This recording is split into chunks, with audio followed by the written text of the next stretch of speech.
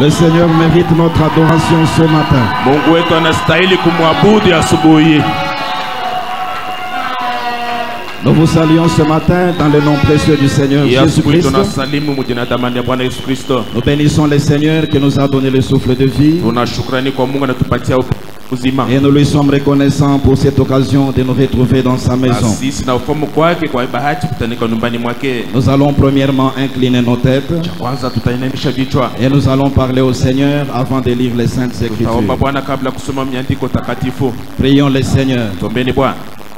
Bienveillant Père Céleste, Seigneur Jésus-Christ, toi le créateur des cieux et de la terre, l'auteur de la vie éternelle et le donateur de tous les dons excellents.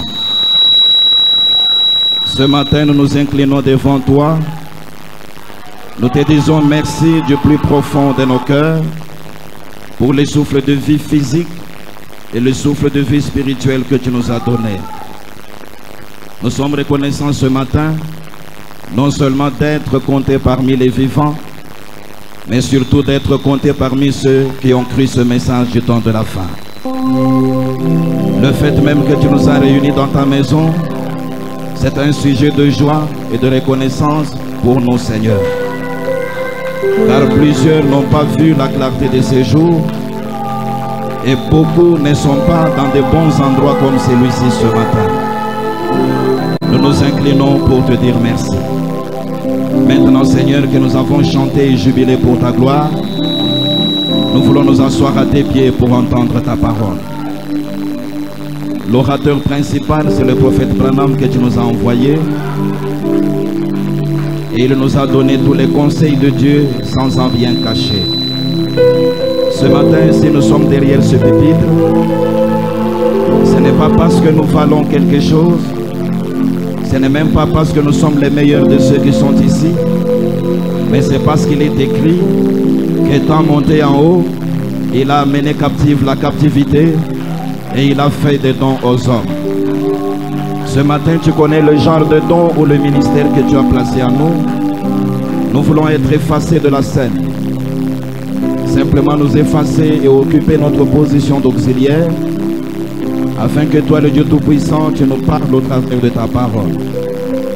Il est dit dans l'Écriture que toute Écriture est inspirée de Dieu, utile pour enseigner, pour corriger, pour convaincre et instruire dans la justice, afin que l'homme de Dieu soit accompli et propre à toute bonne œuvre.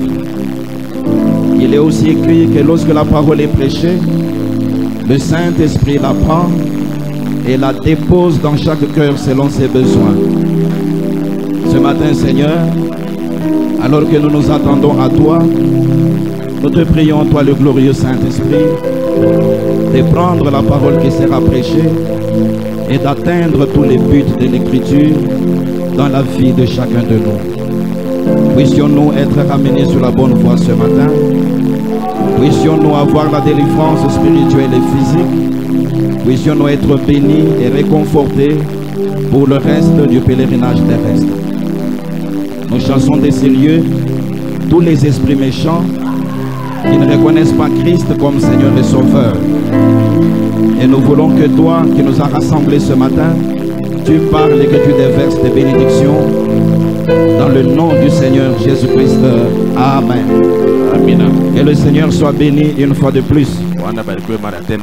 En commençant, je voudrais rappeler que de 16h à 18h30, nous aurons la réunion qui avait été prévue avec les jeunes. Et le samedi 2 juillet, de 15h30 à 18h30, nous aurons une réunion avec les ministres d'ici. Et ce matin, je voudrais commencer aussi par bénir le Seigneur pour la prestation de ses serviteurs depuis le dimanche passé. Le pasteur Daniel Badibanga qui nous a prêché le dimanche. Et l'homme de Dieu Modeste qui nous a aussi prêché pendant la semaine. mtumishi wa Mungu Modeste akahubiri hapa Muhigi. Ces 3 sermons ont été une grande bénédiction pour chacun de nous. Mahubiri tatu kwa ni baraka kubwa kwa kila mtu. Et nous en sommes reconnaissants au Seigneur. Sisi tunashukrani kwa Bwana kwa ile. Le dimanche passé, comme je n'étais pas à la chair, je n'avais pas eu l'occasion de le dire. Jumapili iliyopita hivi nilikuwa pa mimbari sikupata bahati ya kuisema. Mais ce samedi là, 18 juin 2022, Lakini ile mposho tarehe 18 mwezi wa 6. c'était aussi un anniversaire important pour nous qui sommes dans le message. Ilikuwa tena ni ukumbusho wetu kwa watu wenye ndani ya ujumbe. Parce qu'on pouvait retourner notre pensée en arrière. Wale tungawezi kurudisha mawazo yetu nyuma. 89 ans en arrière. Miaka 89 kisha. Un certain dimanche matin, 18 juin 1933. Jumapili moja asubuhi tarehe 18 mwezi wa 6 mwaka.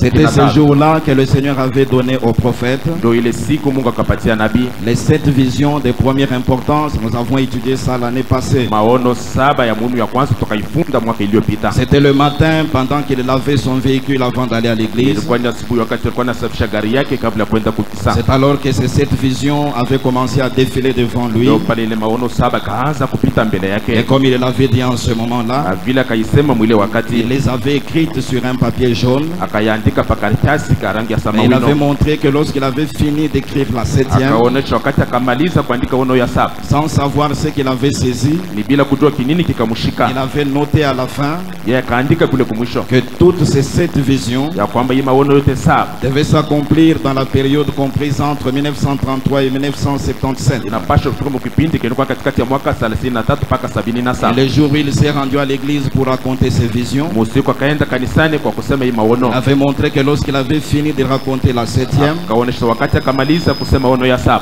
l'inspiration divine l'avait saisi uvuto ya kimungu kamshika et il avait couru d'un coin à l'autre du na tabernacle. akapika mbio mwile kona ya ile maskani Puis il avait crié que ces 7 visions na akalalamika sema hii maono 7 devaient s'accomplir entre 1933 et 1977. na pasha kutumika katikati ya mwaka 33 mpaka Et je crois 77. que ceux qui étaient là dans l'enseignement que nous avions donné à ce sujet Na l'année waza sema passée wale walikuwa hapo mwile mafundisho tukafundisha mwaka iliyopita avaient saisi les détails de toutes ces 7 visions. wakashika maelezo ya hii maono yote Et nous 7 avions montré comment le Seigneur les a accomplis na tukaonesha namna gani Mungu akafanya sema et itimilike comment l'accomplissement de quelques-unes s'est prolongé jusqu'aujourd'hui. na namna gani utimiliko wengine ikafika tena leo. Et nous avions vu tous les détails en rapport avec ces choses. Tukaona maelezo yote kuangalia na ile vitu Et vyote. lorsque nous arrivons en cette période, 89 ans après, Wakati tunafika mwa kipindi miaka nous nous 89 rappelons toutes ces choses et nous bénissons seulement le Seigneur tunakumbuka vitu na tupikia Mungu asante, parce qu'il est celui qui annonce les événements kwani ni yeye kunatangulia kusema mambo. et il est aussi celui qui tient sa parole et qui les accomplit. Yeye pia anashika neno lake na anafanya ile maneno Le ifike. Seigneur accomplit toujours sa parole, Bwana anatimiaka paka neno lake, quel que soit le nombre d'incroyants, haizuru bwingi wa watu kuamini,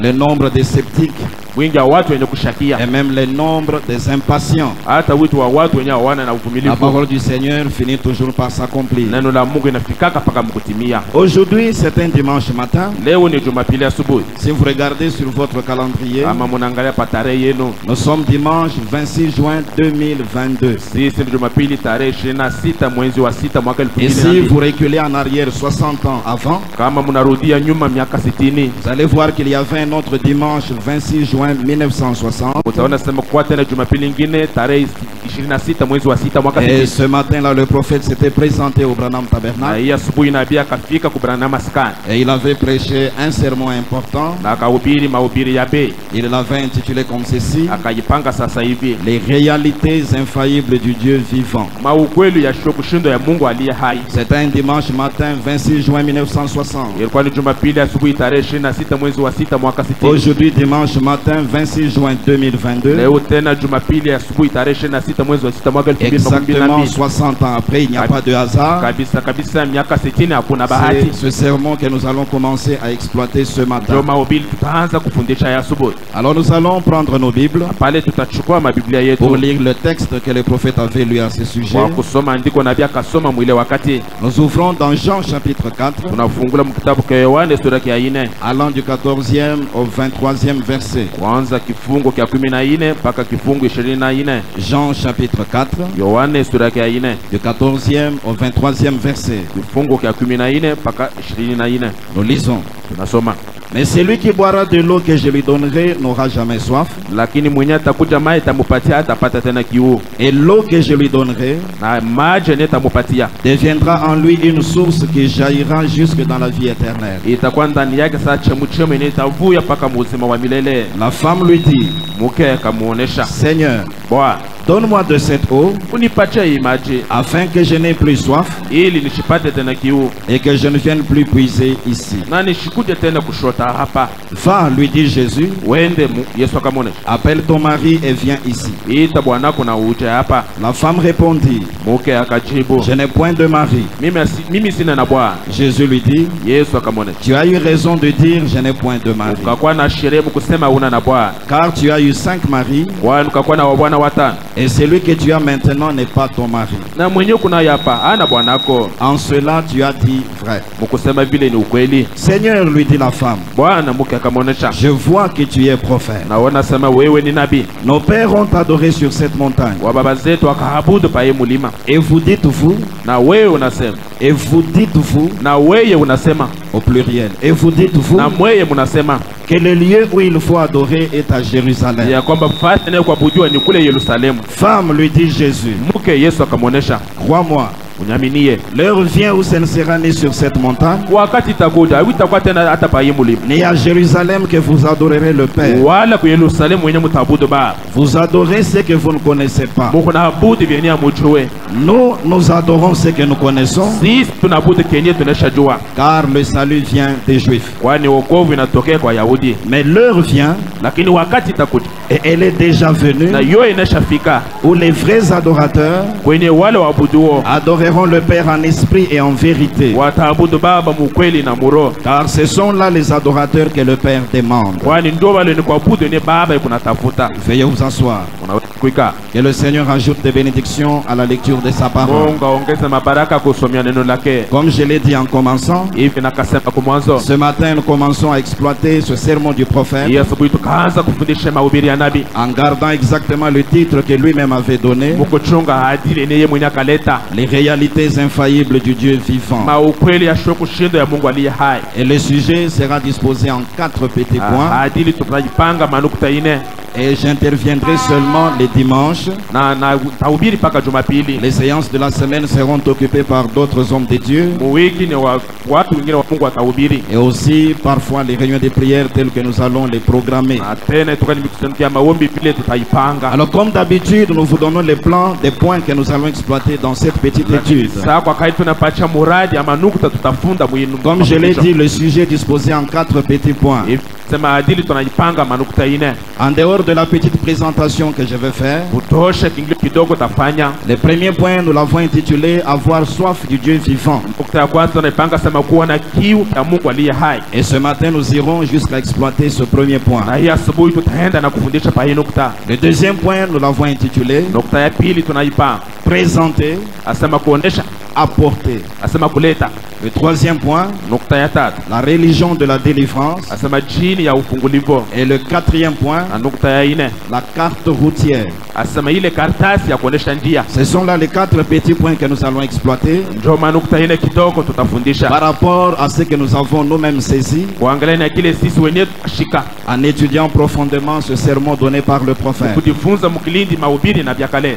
Et dans la petite présentation par laquelle je vais commencer ce Na matin, mkiingilia kidogo taanza na vya asubuhi. j'aimerais que nous saisissions tous la pensée telle que nous l'avons aussi reçue. Nataka sema sio tu tushike wazo mpaka vile mimi mwenyewe Et nakaipata. pour ceux qui aiment l'esprit de la recherche dans la parole, Na kwa wale wanapenda roho ya utafiti ndani ya neno, et ceux qui aiment bien la profondeur des choses, na wale wanapenda kilindi kya mambo, soyons ensemble ce matin et commençons par remarquer ceci. tuwe pamoja asubuhi na tuanza kuangalia Que hivi le ministère de William Branham sur la terre tel que nous le ya connaissons kwamba huduma ya ndugu yana patunia vile a tunashaijua officiellement commencé dans l'année 1933 kaanza mu mwaka 33 et il a pris fin dans l'année 1965. na ikamalizika mwaka 62, Mais selon ce que le prophète lui-même nous a enseigné, lakini kufuatana na vile nabii mnatufundisha il a placé son ministère en 2 grandes parties. akaipanga huduma yake vipande viwili. La première partie, c'est ce qu'il a appelé les années de préparation. Kipande cha kwanza kile inaita sema miaka ya Et matayarisho, la deuxième partie, il l'a appelé kipande cha pili akaita la proclamation du message proprement dit. Asema utamuko ujumbe yenyewe ya La nchi. première partie qu'il a appelée les années de préparation Kipindi cha kwanza kaita sema miaka ya matayarisho. va donc de l'année 1933, ses débuts donc, Inaanza mwaka 33 mwanzo yake jusqu'à la fin de l'année 1962. mpaka kumwisho ya mwaka Et 62. la deuxième partie qui est la proclamation du message proprement dit Na kipindi cha pili kenye kwa yenye ujumbe yenye nchi va de l'année 1963 itaanza mu mwaka 63 jusque dans l'année 1965. mpaka mu mwaka 65. Mais j'aimerais que nous remarquions ensemble ceci. Na nataka tema sisi wote pamoja De tuhore toutes ces années qui constituent le ministère de William Branham, miaka yote natunga huduma ya ndugu Branham. il y a 3 années qui se démarquent et que nous allons remarquer ce matin. Huku miaka tatu inaachana na tutaiona ya Ces asubuhi. 3 années se démarquent Na hii miaka iko naonekanika par le plus grand nombre de sermons que le prophète avait apportés. kupitia bwingi ya mahubiri yenye nabii akaleta. La première année, c'est l'année 1962. Mwaka ya kwanza ni mwaka 62 Selon les plans que nous venons de donner tout à l'heure, kufuatana na muradi tunaleta. 1962 était la dernière des années de préparation. Mwaka 62 ilikuwa ni mwaka ya mwisho ya matayarisho, Mais par rapport au nombre de sermons que le prophète a donnés, lakini kuangalia na bwingi ya mahubiri na cette vyakaleta, année s'avère être la première. ile mwaka inaonekanika saa ya kwanza, Parce que dans l'année 1962, kwani mu mwaka 62 le prophète a donné au total 102 sermons. C'est très na important. vyakahubiri mahubiri 102 ni ya bei kabisa. Et nous voyons venir ensuite l'année 1963. Na tunaona tena kuja mwaka 63. 1963, c'est la première des années de la proclamation du message proprement dit. Mwaka 63 ni mwaka ya kwanza ya kuhubiri wa ujumbe Mais yenyewe. par rapport au nombre de sermons apportés, Waangalia na bwingi ya mahubiri cette akahubiri, année 63 se présente comme étant la deuxième. ile mwaka 63 inaonekanika saa ya pili. Et dans cette année-là, Na mwile mwaka le prophète avait donné 95 sermons. na vyakahubiri mahubiri 95. Alors en dehors de ces 2 années, Hakutosha hii miaka mbili. la troisième c'est l'année 1960. Mwaka ya tatu ni mwaka 60. Rappelez-vous que c'est dans l'année 1960 Kumbukeni nasema ni ndani ya mwaka 60 qu'il a apporté ce sermon que nous exploitons à partir de ce matin. ndio kwenye akahubiri mahubiri tutaanza ya asubuhi. 1960, c'est la troisième année Mwaka 60 ni mwaka ya tatu par rapport au nombre de sermons que le prophète a apportés. kuangalia na bwingi ya mahubiri na vyakaleta. Dans cette année-là, il avait apporté 90 sermons. Ile mwaka akaleta mahubiri 90. Et curieusement, c'était dans cette année-là, 1960, Na mkuangalia mzuri kwa ni mwile mwaka 60 que le prophète avait donné 2 séries très importantes. ndio kwenye nabii akaleta mavipande viwili. D'abord du 15 au 22 mai 1960. Mbele kutokea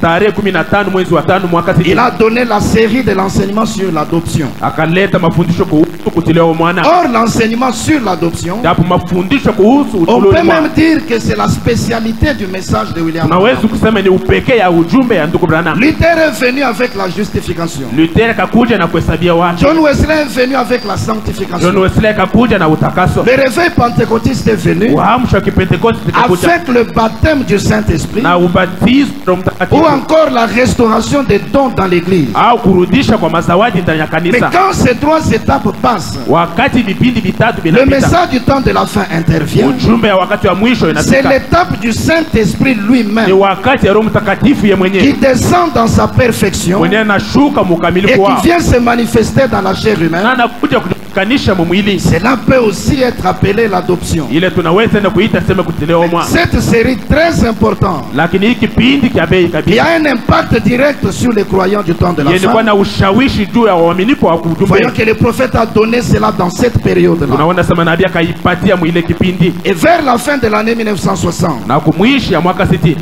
dans la partie allant du 4 au 11 décembre, kipindi ni kwenda mtarehe 4 na tarehe 11 il a donné une série d'enseignements akafundisha mafundisho moja et il avait traité les 3 premiers chapitres du livre d'Apocalypse. na yeye akafundisha masura 3 ya kitabu cha Ufunuo. Il avait donc parlé des 7 âges de l'église Mumbi akasema kuhusu nyakati 7 ya pour makanisa, montrer comment les âges ont commencé depuis le début de wakuonesha l'église, namna gani nyakati ya kanisa kaanza kuanza comment mwanzo les wa âges makanisa, se sont succédés jusqu'au 7e dans lequel nous namna sommes. gani vizazi vya kanisa vikafuatana mpaka mwiki kizazi cha 7 tuko. C'est là que pour la première fois il a donné toutes les périodes des âges. Ndio pale kwa mara ya kwanza kalete vipindi vyote vya nyakati Il ya a kanisa, indiqué clairement le messager pour chacun. akaonesha waziwazi mjumbe ya kila wa kila Et il kizazi, avait véritablement situé les croyants dans cet âge du temps de la fin. na yeye akatia uaminifu kabisa kabisa mwiki kizazi cha mwisho Toujours dans cette année-là, 1960. ni mpaka mwile mwaka 60. Maintenant, prenons le dimanche 26 juin Sasa 1960. tuchukueni Jumapili tarehe 26 mwezi wa 6. Comme je l'ai dit, il est arrivé derrière l'estrade. Hivi nasema akafika nyuma ya mimba Et c'est là qu'il a apporté cet enseignements, ndio pale akafundisha ile les mahubiri réalités infaillibles du Dieu vivant. maukweli ya kushinda ya Mungu aliye hai. Or, l'année 1960, Japo mwaka 60 c'est donc la 60e année kumi ni mwaka 60 du 20e siècle. ya karne 20. Or, le prophète William Marion Branham Japo nabii William Branham a lui-même été présenté yeye mwenyewe akamuonesha comme étant le prophète du 20e siècle. sa nabii wa karne ya 20. Je l'ai dit en me basant sur deux témoins. Na isema mkushimamia pa washuda wawili. D'abord au mois d'août de l'année 1953, Mbele mwezi wa munane ya mwaka 53 le prophète avait reçu des journalistes chez lui. nabii akapokea wa journaliste Je kwake. crois que presque tout le monde ici a ce film-là. Najua sema kila mtu hapa yuko na ile filamu Et on l'a aussi transcrit sous forme de brochure. na bakayaandika hata mnyandiko. Les journalistes étaient arrivés chez lui Wale wapasha et il lui avait posé certaines questions sur sa vie et sur son na ministère. wakamuuliza maulizo fulani kuangalia maisha yake na Il huduma avait yake. répondu à toutes les questions. Yeye akajibia kwa ile Et le maulizo yote, titre qu'on avait donné à ce film-là, lakini adili wakapatia ile filamu le prophète du 20e siècle, nabii wa karne 20 présentant donc William Branham benye kuonesha William Branham comme étant le prophète du 20e siècle. yeye sa nabii wa karne 20. Et quand le film avait été mis au point, Na wakati ile filamu le prophète avait permis que ce film-là nabii akaonesha sema ile filamu soit balancé dans beaucoup d'endroits. akaruhusia sema ile filamu baipeleke On pouvait l'amener dans des salles et dans des grands rassemblements. aweze kuipeleka machumba na mikutano Il minene. est donc présenté comme étant le prophète du 20e siècle. Yeye banamuonesha sa nabii wa karne 20. Mais comme je l'ai dit, du 4 au 11 décembre 60, Lakini hivi nasema tarehe 4 na tarehe 11 il a apporté la série sur les anges de l'église. akafundisha ile mafundisho kuhusu vizazi vya Et makanisa tous les messages avaient été enregistrés sur bande. na ujumbe yote bakaishika pa makaseti. Maintenant, le prophète avait le docteur Livey, Sasa nabii alikuwa na mwalimu Livei qu'il appelle lui-même son écrivain. mwenye anaita sema yeye ni mwandishi wake. Livey, il avait été profondément inspiré par ces messages-là. Livei akashutuka vizuri kupitia ile C'est comme ujumbe, ça qu'il avait rassemblé toutes les bandes. ndio bila akakusanisha ile Et makaseti il avait yote commencé à écrire des livres. na akaanza kuandika vitabu, Et parmi les livres qu'il avait écrits, na katikati ya vitabu anaandika l'un des livres, il l'a intitulé moja ile vitabu akaipa Le prophète du 20e siècle. nasema nabii wa karne Et 20. il parlait de William Branham dans ce Na alikuwa livre. anasema kuhusu William Branham mwile C'est kitabu un yake. livre que le prophète avait entériné lui-même. Ni kitabu kenye nabii akaichika,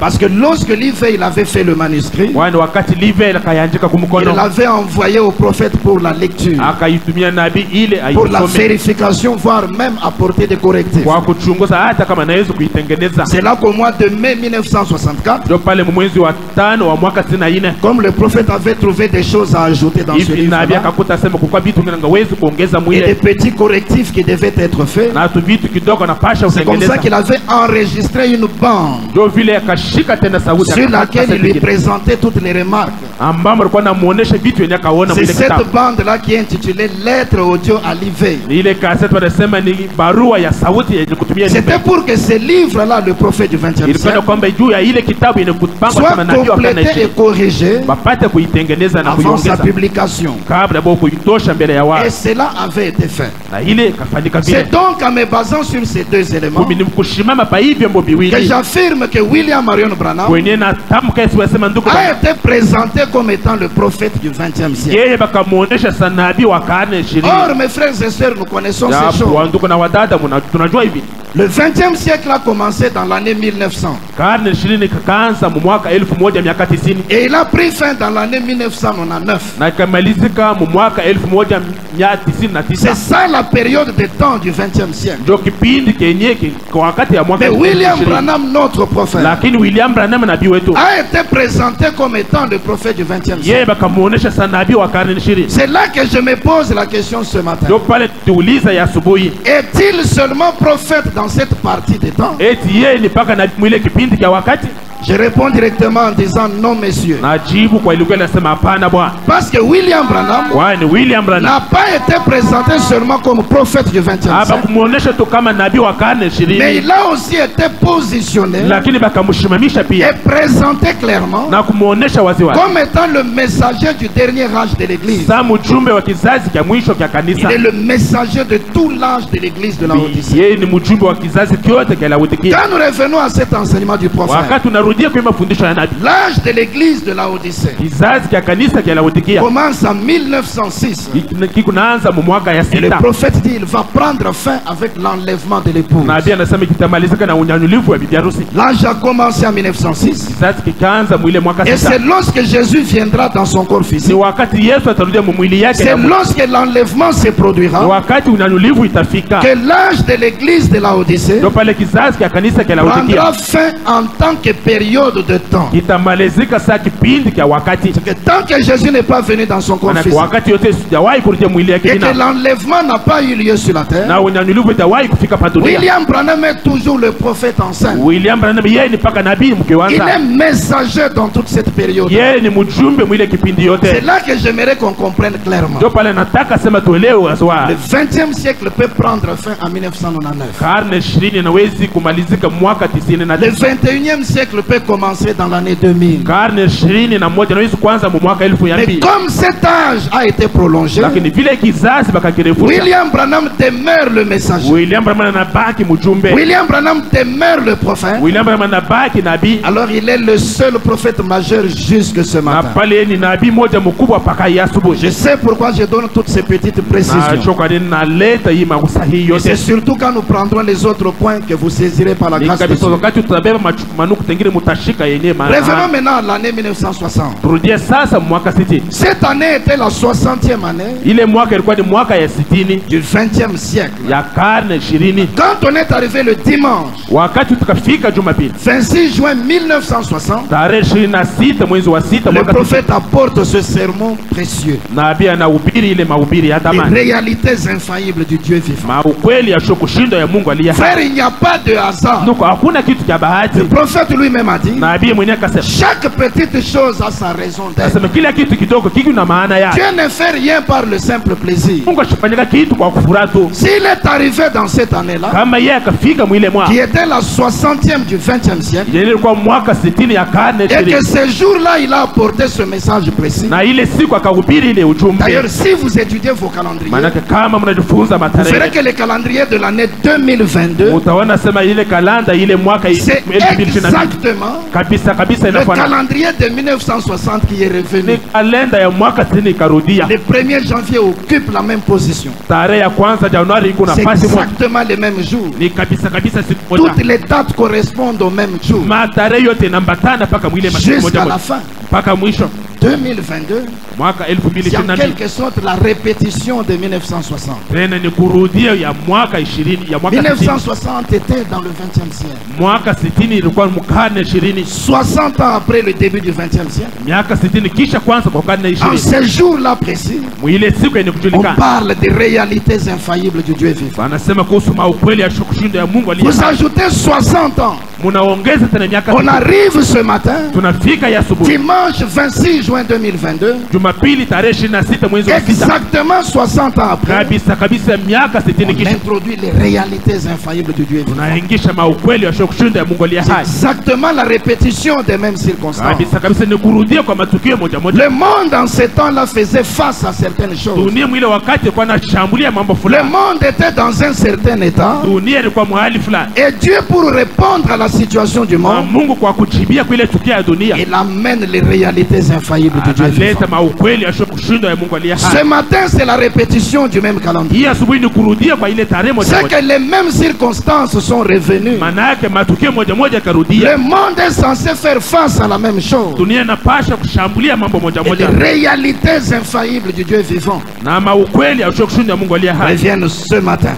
Na hii asubuhi inarudia. Je vois en cela plus qu'une simple coïncidence. Naona ile nashindia hata bahati ya bure. Prenons maintenant ce nombre 60 lui-même. Chukueni sasa hii idai 60 hiyo Quand yenyewe. vous entrez dans le nombre divin, Wakati mnaingia maidai ya kimungu, tel que les prophètes les a placés et enseignés, pake inavya naipanga na kuifundisha. vous pouvez vous représenter Unaweza que kulifikiria le nombre 60 ya kwamba idai 60 vient de 6 fois 10. inatoka kusita kuzidisha kukumi. C'est ça, n'est-ce pas? haiko vile. Et le chiffre 6 Na ile idhaa ya sita a une signification dans le nombre divin. iko na maana mu idhaa ya kimungu. Le nombre 10 aussi Sasa idhaa ya 10 a une signification dans le nombre divin. iko na maana mu idhaa ya kimungu. Si vous prenez dans la prédication, Mukichukua mahubiri, Christ identifié le même dans toutes les générations. Kristo aliyotambulisha yule mu kizazi vyote. Prêché le 15 avril 64. Yeye kubeta tarehe 15 mwezi wa 4 mwaka 60. Au point 211, le prophète a enseigné ceci. Kunukta 211 na akafundisha hivi. L'homme est né, Mtu akazalikwa ou plutôt a été créé le 6e jour. au akaumbiwa siku ya sita. 6, c'est le chiffre de l'homme.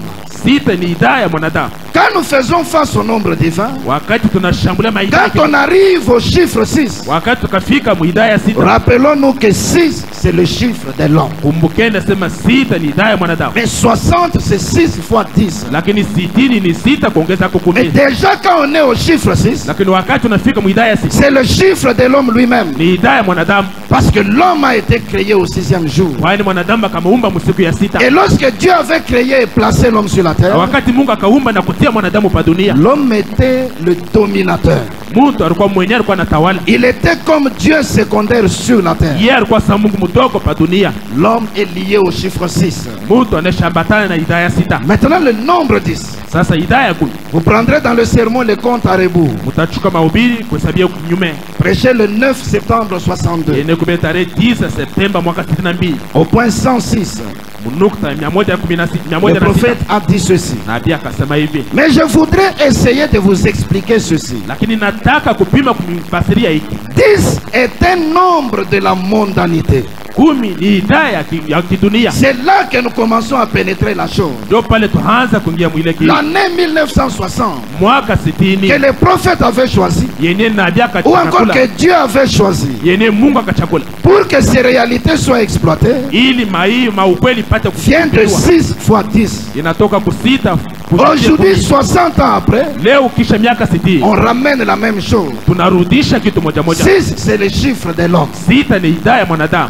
10, c'est le chiffre ou nombre de la mondanité. 10 ni idhaa ya kiulimwengu. Or, quand on parle de la mondanité, Wakati unasema kuhusu kiulimwengu, cela renvoie à l'esprit qui est dans le monde. maana inarudisha kuroho inakuwa ndani ya Cela dunia. renvoie aux habitudes du monde Inarudisha kwa desturi ya qui sont mazingira ya dunia opposées à la parole de Dieu. yenye kupinzana na neno la Bwana. Voyez-vous, Unaona, l'homme pêche dans son corps, mtu anafanya dhambi mwili l'homme yake, commet adultère, mtu anazini mwili yake, l'homme ment dans sa bouche, mtu anatanganya mkidogo l'homme yake, injurie, mtu anatusi, il pose ses yeux sur de mauvaises images. anatupa macho yake pa mahali L'homme avec miziki mibaya. ses oreilles écoute de la mauvaise musique. Mwanadamu na masikio yake anasikia miziki mibaya. L'homme pose de mauvais actes avec ses mains. Mwanadamu anafanya matendo mibaya na mikono yake. L'homme vole, Mwanadamu il anaiba, commet adultère dans son corps. anafanya uzini mwilini Il est mwake. mauvais dans son esprit. Yeye ni mubaya ndani ya roho yake. Il a de mauvaises pensées en lui. Yeye kuna mawazo mibaya ndani yake. Ses affections sont tournées vers les choses du monde. Mafura yake ni kuangalia paka na vitu vya Et dunia. dans son âme, il est plein d'incrédulité. Na nafsi yake mwenye kujaziwa na kutokuamini. Ses habitudes du monde Madesturi yake ya qui kidunia sont opposées à la parole de Dieu, yenye kupinzana na neno la Mungu. cela est rassemblé dans ce qu'on appelle la mondanité. Ile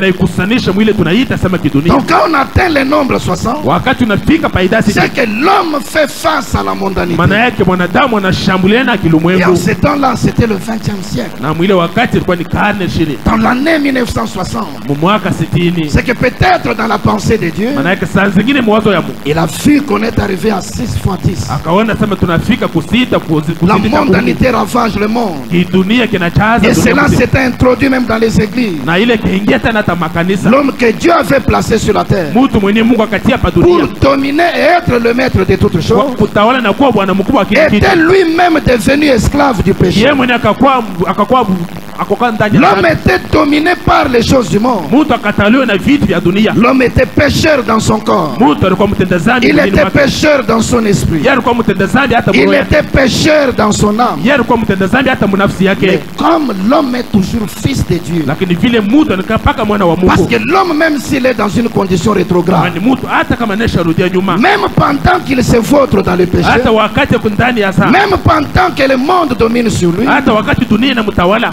dans Dans son cœur, il développe le désir d'abandonner cela. ndani ya moyo kuna nia ya kuacha ile maisha. Dans son cœur, il sent la soif de quelque chose. Ndani ya moyo anashikia kiu ya kitu En fulani. lui-même, il sait qu'il a besoin de quelque chose. Ndani yake anajua sababu kuna hitaji ya kitu Parce fulani. que quelque chose au fond de son âme Wakati kitu fulani ndani ya nafsi lui yake dit qu'il n'a pas été créé pour ce genre de vie. inamuonesha sema yeye abakumuumbe kwa hiyo maisha Il yake. sent qu'il y a quelque chose de meilleur quelque part. Anaona sema kuku kitu kia dhamani Il pasi moja. commence à désirer cela. Kaanza kutafuta kile Et kitu. l'homme va maintenant à gauche et à droite. Na mwanadamu anaenda kunyume na L'homme kulia. va aller dans tous les sens Ataanza kuyumba à la pasi. recherche de quelque chose Kutafuta kitu moja. qui peut apporter de la satisfaction au cri de son âme. Yenye kinaweza kutosheka kiasi kutosheka moyo C'est wake. dans une telle période Ni mkipindi kia que vile. Dieu vient par son prophète. Ndio pene nabii Mungu akakuja Il dit kupitia nabii les wake. réalités infaillibles du Dieu vivant. Asema maukweli ya kushuhuda ya Mungu aliye hai. Nous allons y arriver dans les détails des points suivants. Tutafika maelezo ya nukta ine kwa. Retenons que lorsque le prophète a prêché ceci, Kenda sema wakati nabii akabiri mahubiri. dans ce sermon, il a montré ceci à Hii l'église. mahubiri akaonesha hivi kwa kanisa.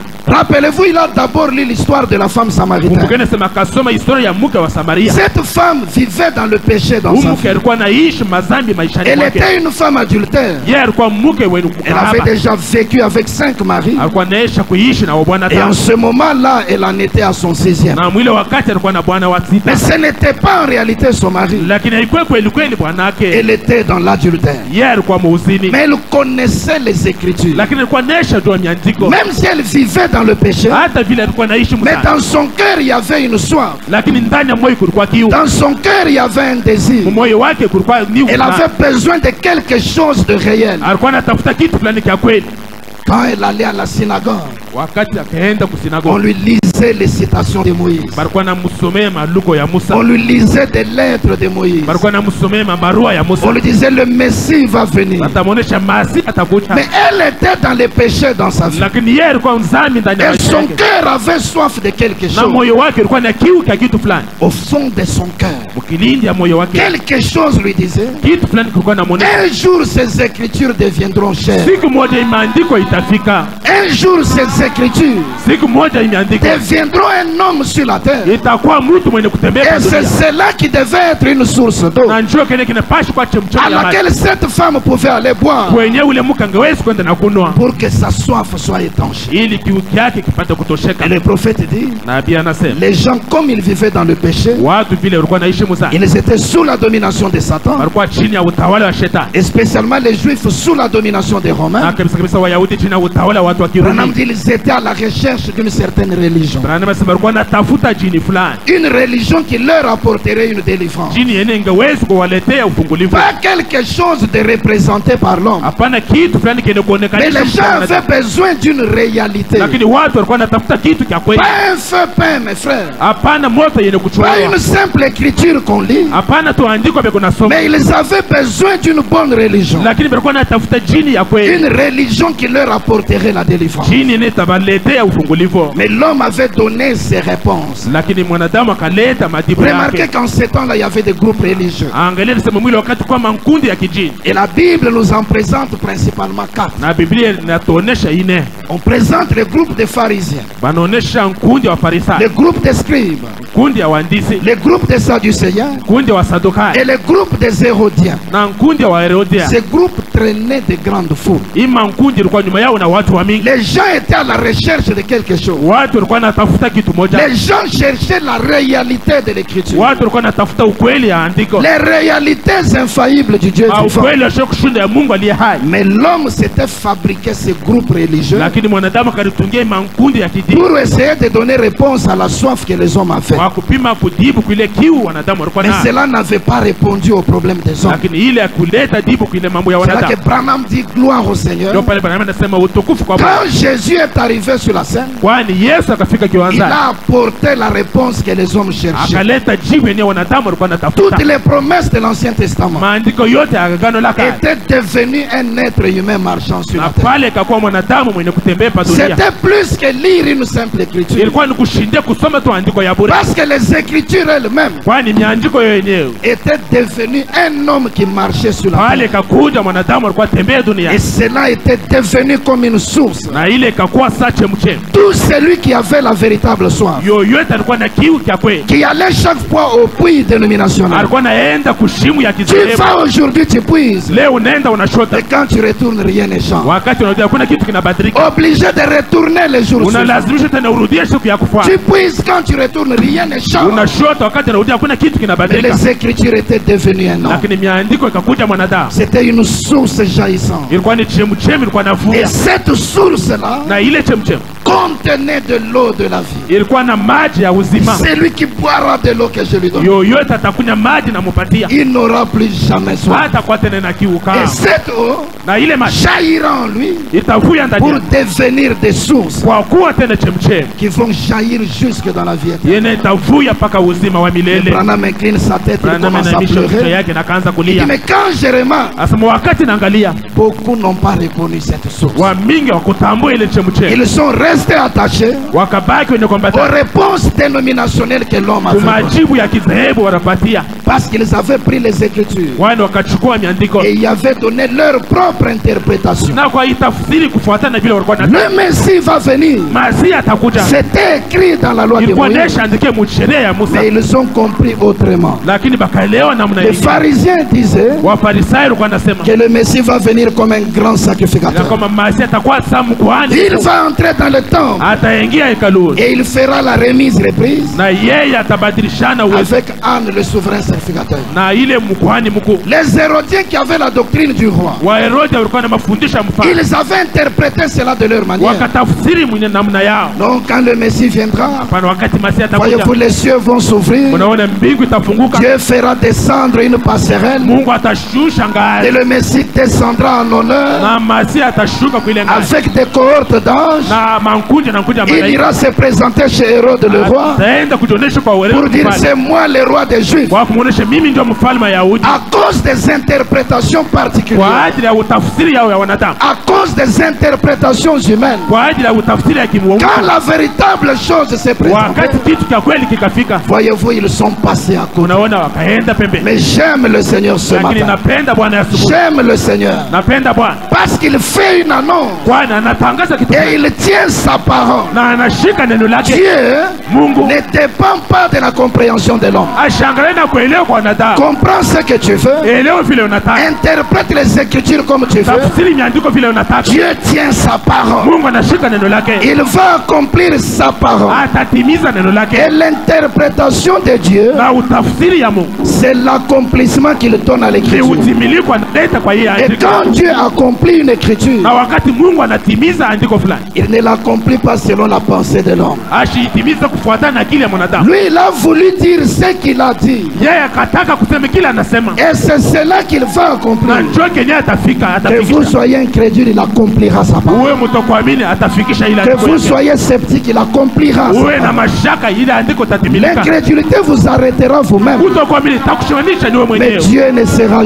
jamais arrêté. lakini Mungu hatakuwa mtokuamini. Ils avaient leurs propres interprétations, Walikuwa na mautafsiri yao mais binafsi, Dieu avait finalement accompli la parole. lakini kumwisho Mungu akafanya sasa neno Toutes timilike. les Écritures étaient devenues un homme. Maandiko yote akakuwa mwanadamu, Et c'était plus que lire les na Écritures. alikuwa kushindia hata kusoma miandiko, Parce que dans la synagogue, kwani mwile sinagogi au jour du sabbat, musiku ya Sabato, la Bible dit qu'il prêchait Moïse dans les synagogues. Biblia inasema alikuwa anahubiri Musa mwile masinagogi, Ils ouvraient Deutéronome 18. walikuwa anafungula Kumbukumbu la 3:18, L'Éternel, votre Dieu, wa milele Mungu wenu vous suscitera d'entre les frères atamishimamisha katikati ya wandugu un wenu prophète comme moi. nabii Samie, Vous l'écouterez. mutamusikia. Le Messie viendra. Masihi atakuja. Ça, c'est ce qu'on lisait à la synagogue. Balikuwa naisema msinagogi, Mais au puits de Jacob, lakini kukishima kwa c'était Yakobo, plus que lire une kwani citation. kushindia kusoma taluko C'était la réalité de la ilikuwa ni citation. ukweli wa ndugu. Dans le temple, Mwile dans heka la synagogue, msinagogi, les gens entendaient watu walikuwa nasikia le Messie va venir. Masihi atakuja, Mais au puits de Jacob, lakini kukishima la Yakobo femme a entendu, Mungu akasikia, je le suis moi qui te parle. niko ule mimi mwenyewe nasema Plus nawe. quelque chose d'historique. Hakuna tena kitu kile cha Pas un historia, credo fait de main d'homme. hapana mafundisho ya Mais wanadamu, c'était devenu une réalité. lakini ikakuwa ukweli. Alors ce qui m'étonne ce matin, Sasa kene kunishangaisha asubuhi, on était au 20e siècle. tulikuwa mkarne 20 dans l'année 60, mu mwaka 60. c'est que l'homme faisait face à la mondanité. Maana yake mtu alikuwa anashambuliana na ulimwengu. Dieu comme sermon de réponse. Mungu wenye kuleta jibu. Les réalités infaillibles du Dieu vivant. Ma ukweli wa kushinda Mungu aliye hai. Quand l'homme fait face à la mondanité, wakati mtu anashambuliana na kidunia, il lui faut les réalités infaillibles du Dieu vivant. Inamubidi ma ukweli wa kushinda Mungu aliye hai. C'est par là qu'il aura la réponse à son ni kupitia ile atapata jibu kile mambo yake. Comme je l'ai aussi montré, hivi naionesha pia Branham n'est pas resté littéralement dans le 20e Branham shukubakia kabisa kabisa mwili mkarne 20. Mais il est prophète jusqu'à la venue physique du Seigneur. Lakini yeye ni nabii paka mkuja kwa pili kwa Bwana. Il est messager. Yeye ni mjumbe. Son message nous accompagnera jusqu'à l'enlèvement. Mjumbe yake itatusindikiza paka mkunyanyuliwa. C'est pourquoi aussi la notion de la mondanité, ndio kama na mafundisho ya kidunia à laquelle l'homme faisait face dans l'année 60, kwenye mwanadamu alikuwa anapambana mwaka 60, n'est pas aussi resté littéralement dans cette période. Haikubakia paka mwile kipindi. Alors ça devient le problème de tout l'âge. Na pale inakuwa mambo ya kizazi kizima. Voici ce que dit le prophète. Angalieni kile nabii anasema. Dans le sermon Comment puis-je vaincre? Mwabili namna kana naweza kushinda. 25 août 63. Tarehe 25 mwezi wa 8 mwaka 65. Point 145 suivant. Nukta 145 pateni. Il dit ceci. Asema hivi. Nous sommes parfois tentés de faire demi-tour. Saa zingine tunajaribu kurudia nyuma. Beaucoup de vous sont tentés de retourner dans les dénominations, de faire demi-tour et de reprendre. Car tout le monde pose la question. De quelle dénomination êtes-vous membre? À quelle église êtes-vous affilié? Nous sommes tentés de le faire. Même dans le message, c'est devenu ça la question. Pas dans le message, mais dans les tabernacles, c'est devenu ça. Quand tu arrives, frère, qu'est-ce que tu crois? Ils sont révélés ou non révélés? Il est venu ou il n'est pas encore venu? À quelle église tu appartiens? Tu es de la tendance de qui? De quel groupe est ton pasteur? Ce n'est pas ça la question, mes frères. D'ailleurs, selon la vérité des Écritures, la première question devait être celle-ci. As-tu reçu le Saint-Esprit de Dieu? Parce qu'en réalité, mon frère en Christ, en réalité, ma soeur en Christ, c'est celui ou celle qui a reçu le Saint-Esprit. Si vous vous occupez de vos tendances, excluez-moi de ces choses. De quelle dénomination êtes-vous membre? À quelle église êtes-vous affilié? Nous sommes tentés de le faire. Chacun de nous est tenté. Nos sœurs sont tentées de faire demi-tour, de faire marche arrière et de se joindre à certaines églises, à certaines assemblées, ou plutôt aux églises de Dieu, ou à certaines d'entre elles, tout en restant pentecôtistes. Et gardez vos cheveux coupés et vous habillez comme vous l'entendez. Voyez, vous êtes tentés de le faire. C'est ce que nous avons aujourd'hui dans nos églises. Nos sœurs sont tentées de faire marche arrière. Elle vient dans un tabernacle, mais elle arrange encore ses cheveux comme le monde. Elle vient dans un tabernacle, mais elle met encore des choses sur ses ongles. Vous voyez, vous êtes tentés de le faire. Vous faites demi-tour. Vous devenez populaire dans cette génération méchante dans laquelle nous vivons, alors que le péché principal de notre époque-ci, le péché principal parmi notre peuple, c'est quoi? C'est la mondanité. C'est comme le dit la Bible. Laodicée 3 points. Mais quand il dit le péché principal de notre époque-ci, c'est Laodicée, c'est la mondanité plutôt. Directement il vous renvoie à ce que dit la Bible. Et directement il cite Laodicée. C'est comme le dit la Bible. Laodicée 3 points. L'âge de Laodicée était 3 points. Il est mondain, riche, n'a besoin de rien. Mais il ne sait pas qu'il est nu, misérable, malheureux, aveugle. C'est cela le péché de notre temps. Quand vous entendez la parole de Dieu condamner cela, prenez donc une autre voie. Vous ne serez pas populaire pour le monde. Le péché de l'âge dans lequel nous vivons, c'est-à-dire l'âge de la Odyssée, qui a commencé en 1906 et qui prendra fin avec l'enlèvement de l'époux, le péché principal, c'est la mondanité. L'homme qui est sur la terre, dans tout cet âge de l'église, il fait toujours face à la mondanité. L'homme fait face au péché. Le péché dans le corps, le péché dans son esprit, et même le péché dans l'âme. Et l'écriture à laquelle le prophète se réfère, voyez-vous, c'est donc Apocalypse 3, l'écriture qui décrit le caractère de l'âge de la Odyssée. Prenons nos Bibles, Apocalypse chapitre 3, depuis le 14e verset. Écrit à l'ange de l'église de la Odyssée.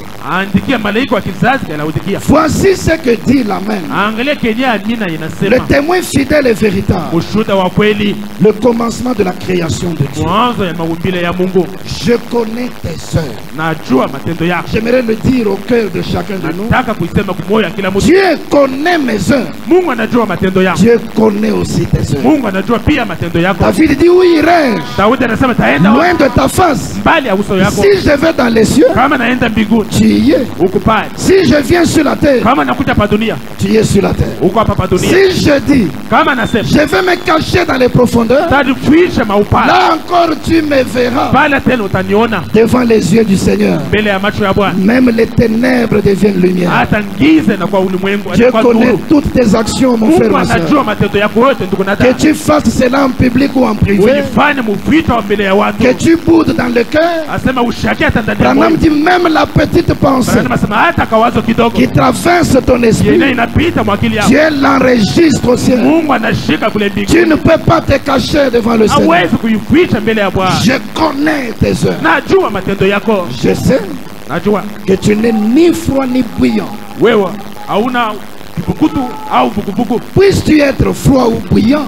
C'est étonnant quand Dieu donne ces genres de conseils. Il y a deux catégories seulement. Et ceux qui sont froids et ceux qui sont bouillants. Ceux qui sont froids sont dans le péché. Ils sont dans la mondanité. Ils vivent selon le train du monde. Mais ceux qui sont bouillants, ils ont été réchauffés par le feu de la parole et du Saint-Esprit. Ils sont bouillants, ils vivent selon la parole de Dieu. Dieu veut que tu appartiennes à l'un ou à l'autre. Puisses-tu être froid ou bouillant? Mais le problème avec les gens de la Odyssée, ils veulent occuper la position intermédiaire. Ils ne sont ni froids ni bouillants. Là où Dieu dit dans le verset qui suit, parce que tu es tiède, moi je te vomirai de ma bouche. Mon frère, ma soeur, ce matin, assis dans un tabernacle, te prétendant avoir cru le message de l'heure, de quel côté es-tu ce matin? Es-tu froid ou bouillant? Qu'est-ce que les gens sont devenus? Les gens sont tièdes. Ils veulent occuper une position intermédiaire. Exactement comme Zacharie 14. Un jour brumeux, un jour sombre, qui n'est ni jour ni nuit. Ils veulent être dans la position intermédiaire. Quand vous regardez les ténèbres, il y a un peu de ténèbres en eux. Ils ont certaines choses du monde. Il y a un peu de froideur en eux. Quand vous considérez la lumière qui est la parole, ils ont aussi un peu de lumière. Ils ont un peu de bonnes œuvres. Mais tracez une ligne de démarcation. Soyez soit à gauche, soit à droite. Mais les gens ne veulent pas cela. Je ne le dis pas seulement pour les dénominations. Mais je parle de nous qui sommes dans les tabernacles. Quelquefois nous nous identifions à la Odyssée. Nous devenons tiers. Vous regardez quelqu'un, il dit qu'il a cru le message du temps de la fin. Présentez-lui certaines situations, il se retire. Soit froid ou bouillant. Pourquoi tu veux être dans la position intermédiaire? Pourquoi tu sélectionnes ce qui te fait du bien? Prends toute la parole. Que ce soit un marteau qui te frappe, que ce soit une pluie de bénédiction qui t'arrose, prends toute la parole. Crois toute la parole. Vis toute la parole. Si c'est difficile, retire-toi, retourne dans le monde. C'est ce que Dieu nous donne comme conseil. Soit tu es froid, soit tu es bouillant. Mais ne cherche pas à occuper une position intermédiaire. La même sœur qui vient à l'église, elle a des longs cheveux, elle a une longue robe. Mais écoutez-la le soir dans le quartier. Écoutez-la avec ses voisines. Le même frère qui est gentil à l'église, il peut même chanter. Il m'a sorti de la boue d'argile. Mais le lundi matin au campus, il se retrouve dans la même boue d'argile. Quel travail voulez-vous donner au Seigneur? Il t'en sort aujourd'hui. Demain tu y retournes pour qu'il vienne encore t'en sortir. Puisses-tu être froid ou bouillant? Il n'y a que ces deux côtés, mon frère. Ne peux-tu pas choisir? Un frère est maçon, on lui donne les ustensiles pour travailler. Il vole d'abord une partie pour aller vendre. Mais ça, ce n'est pas la nature des chrétiens. On te met sur une caisse quelque part. Tu falsifies les factures. Tu caches certaines sommes d'argent. Mais le jour de l'église, tu viens. Non, frère, choisis entre les deux. Soit c'est être bouillant, ou alors c'est être froid. Voici ce que dit le prophète. Dans le sermon, la guérison et ce qu'est la maladie. Prêchez le 8 août 50. Point 22, la partie B, il dit ceci. Et les esprits ne peuvent provenir que de deux sources.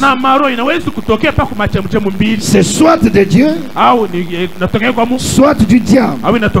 Il n'y a pas de position intermédiaire entre les deux. Il n'existe pas de demi-chrétien. Dans le sermon, une délivrance totale, le prophète dit, Dieu n'a jamais fait de demi-chrétien. Il n'existe pas de demi-chrétien. Avez-vous déjà vu un homme à la fois ivre et sobre? Avez-vous déjà vu un oiseau à la fois tout blanc et tout noir? Vous n'avez jamais vu un saint pécheur. Vous êtes soit un chrétien, soit un pécheur. C'est ce que j'aimerais que vous soyez. Vous les gens du plein évangile. Je crois que c'est exactement le même qui parlait dans Apocalypse 3. Dans Apocalypse 3, il a dit, puisses-tu être froid ou bouillant? Ici c'est encore la même personne. C'est ce que j'aimerais que vous soyez. Vous êtes soit un chrétien, soit un pécheur. C'est ce que j'aimerais que vous soyez. Vous les gens du plein évangile, vous tracez une ligne et vous êtes soit d'un côté, soit de l'autre. Si vous êtes né de nouveau, si je suis né un humain, je suis un humain. Quand vous êtes né chrétien, vous êtes un chrétien. Voyez-vous, les gens aujourd'hui sont tombés dans la mondanité. Ils vivent comme le monde, mais en même temps ils prétendent appartenir à la parole. Dieu veut que nous tracions une ligne ce matin. Que nous soyons soit d'un côté, soit de l'autre côté. Et les gens de Laodicée se contentent en disant: je suis riche, je me suis enrichi, je n'ai besoin de rien. Et parce que tu ne sais pas que tu es malheureux, misérable, pauvre, aveugle et nu. Les gens regardent la prospérité matérielle. Ils regardent comment l'église est devenue grande. Ils se contentent de cela. Quand nous sommes devenus nombreux, nous avons bâti un grand édifice. Nous avons eu de l'argent. Je n'ai besoin de rien. Ce matin, je te rappelle qu'il te manque quelque chose. Et d'ailleurs, ton cœur te le dit. Tu peux avoir toutes ces autres choses, mais au fin fond du cœur, une petite soif se fera sentir. Il te faut le Dieu vivant pour voir ces réalités infâmes. Pendant que le monde où cet âge est dans cette condition, Dieu accomplit Malachie 4. William Branham arrive, et littéralement sa mission, c'est de ramener le cœur des enfants au Père. Mais écoutons ce qu'il dit ici. Dans l'évangélisation au temps de la fin, 3 juin 62, point 180. Là que je commence à pénétrer dans la pensée du jour. Point 180, il dit ceci. Et en Malachie 4, pour l'âge de l'église, il a dit: je vous envoie Élie avant ce jour-là. Maintenant, cela ne pouvait pas être Jean, car le monde n'a pas été brûlé en ce temps-là, et les justes n'ont pas foulé des pieds les cendres des méchants. Non, cet âge-ci, c'est cet âge-ci, un message qui se répandra, qui fera quoi? Ramènera la foi du peuple, de l'église d'aujourd'hui, qui est sortie de toutes ces diverses corruptions et d'un corps dénominationnel putréfié, endolori, à une foi vivante et à un Dieu vivant. C'est cet âge-ci, un message qui se répandra, qui fera quoi? Ramènera la foi du peuple, de l'église d'aujourd'hui, qui est sortie de toutes ces diverses corruptions et d'un corps dénominationnel putréfié, endolori, à une foi vivante et à un Dieu vivant. Le message est allé de l'avant pendant des années. C'est vrai, il est temps maintenant que nous recevions et croyons que l'évangélisation au temps de la fin consiste à restaurer. Joël a dit la même chose. Je remplacerai toutes les années qu'a dévoré le gelec. Quand William Branham arrive en tant que prophète selon Malachie, il arrive dans un âge où le péché principal c'est la mondanité. Des portions de la parole sont prêchées, mais les gens vivent selon le rythme du monde. Et le message que lui va répandre va faire un travail précis, le travail de ramener la foi du peuple. Il ramène ces gens de quoi? Voyez-vous, ils sortent d'abord de la corruption, dans le péché sous toutes ses formes, On doit les faire sortir de là. Les faire sortir du système dénominationnel. Et les amener à quelque chose de précis. Il les amène à quoi? Il les restaure vers quoi? Vers une foi vivante. Et un Dieu vivant. C'est là que le Dieu vivant intervient. C'est que ce monde qui vit dans le péché, ces hommes et ces femmes partout sur la terre, retenus dans l'esclavage de la mondanité, ils ont besoin du Dieu vivant pour répondre à leurs problèmes.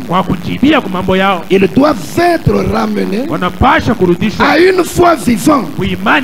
Ils doivent être ramenés à un Dieu vivant. C'est ça littéralement la mission de Malachika. C'est ce que William Branham a fait. Il a ramené les gens à un Dieu vivant. Voyez-vous? Et tout auxiliaire de William Branham qui veut bien accomplir son travail doit rester dans la même mission. Il doit réaliser la même tâche. Le peuple doit être amené à sortir de toutes les corruptions du monde, sortir du système dénominationnel. Mais on doit amener le peuple à un endroit précis, à une foi vivante. On doit amener ce peuple à un Dieu vivant. C'est que le Dieu vivant doit être là. Et ce peuple doit recevoir une foi vivante. La foi de croire dans une réalité. Croire dans le Dieu vivant qui est là. C'est cela la mission de Malachika. Et c'est quand les gens seront amenés au Dieu vivant que leur problème de mondanité sera résolu. Posons-nous une question précise ce matin. Qui est le Dieu vivant aujourd'hui? Ou encore c'est quoi le Dieu vivant? J'aimerais le présenter selon les 3 exodes. Dans le premier exode, c'était la même situation. Les enfants d'Israël étaient dans l'esclavage. Ils étaient dans l'esclavage de l'Égypte, aussi dans l'esclavage de la mondanité de leur temps. Ils criaient pour la délivrance. Ils étaient en quête d'une religion. Une religion qui leur apporterait une réalité. Et pour leur délivrance, pour répondre à la soif qu'ils avaient, Dieu avait envoyé le Dieu vivant. Qui était le Dieu vivant pour les enfants d'Israël? Je suis dans le sermon Dieu dévoilé. 14 juin 64. Poincer sa parole aux gens. Moïse était le Dieu vivant pour eux. La parole vivante de Dieu manifestée. C'est pour cette raison que son visage était voilé. Voyez, là nous sommes dans le premier exode. Les gens étaient dans l'esclavage. Ils avaient soif d'une réalité. Ils ont crié à Dieu pour la délivrance. Il fallait qu'ils soient ramenés à une foi vivante. Il fallait qu'ils soient ramenés à un Dieu vivant. Alors Jéhovah leur Dieu s'est voilé dans le prophète. Quand Moïse est allé vers eux, la symphonie avait changé. Moïse était le Dieu vivant pour eux. Moïse était devenu la parole vivante de Dieu manifestée. Voir Moïse, c'était voir le Dieu vivant. Et cette réalisation-là, c'était plus que de lire une citation. Parce que la citation disait, depuis le livre de la Genèse, Dieu avait dit à Abraham, sache que ton peuple sera esclave dans un pays qui ne sera pas à eux. Ils seront asservis pendant 400 ans. Mais moi l'Éternel, je les délivrerai par ma main puissante. Ça, c'était une écriture. Mais voir Moïse avec la parole de l'heure en lui, il était devenu le Dieu vivant. Il était devenu la parole, mais vivante et manifestée. Et donc, mes frères et sœurs, quand Moïse a déjà apparu sur la terre, au lieu d'aller lire littéralement une simple citation, voyez l'homme Moïse vivre. Vous avez le Dieu vivant. Vous avez la parole vivante. Pas une simple lettre, mais la lettre qui a pris vie. La parole devient vivante. La parole rendue manifeste. Moïse était le Dieu vivant pour eux. Jéhovah, Elohim l'Éternel, n'a pas été jaloux de faire de Moïse le Dieu vivant pour Israël. Toi, qui es-tu ce matin pour ne pas croire la même chose dans ton âme? Non, messieurs, quand Dieu se voile dans un prophète, quand l'esprit vient dans le corps, quand la parole devient vivante, quand la parole est rendue manifeste, cet homme-là est le Dieu vivant pour vous. C'était ça le premier exode. Et quand on est arrivé dans le deuxième exode, le peuple était dans la même condition. Toujours la domination. La domination romaine.